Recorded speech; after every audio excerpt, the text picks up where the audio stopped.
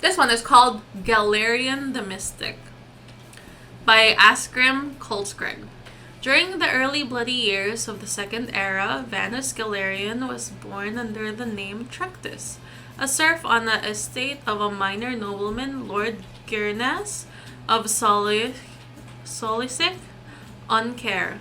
Trectus' father and mother were common laborers, but his father had secretly, against the law of Lord Girnas, taught himself and then Trectus to read. Lord Girnas had been advised that literate serfs were an abomination of nature and dangerous to themselves and their lords, and had closed all bookstalls within Seek on Care.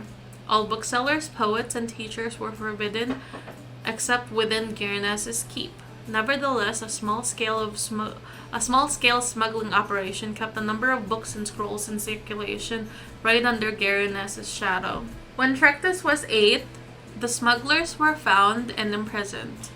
Some said that Trectus' mother, an ignorant and religious woman fearful of her husband, was the betrayer of the smugglers, but there were other rumors as well.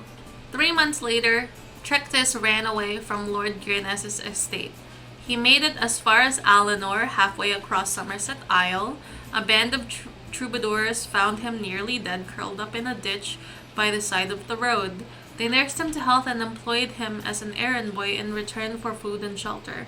One of the troubadours, a soothsayer named Helion, began testing Trectus' mind and found the boy, though shy, to be preternaturally intelligent and sophisticated given his circumstances. Helion recognized in the boy a commonality, for Helion had been trained on the Isle of Artium as a mystic.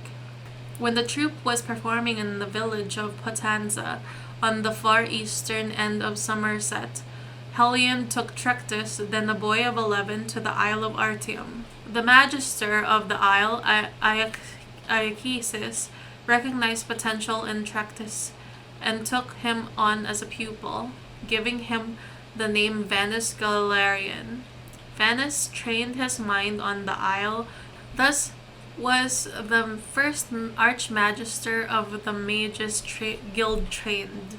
From the Sheiks of the Isle of Artium, he received his training. From his childhood of want and injustice, he received his philosophy of sharing knowledge.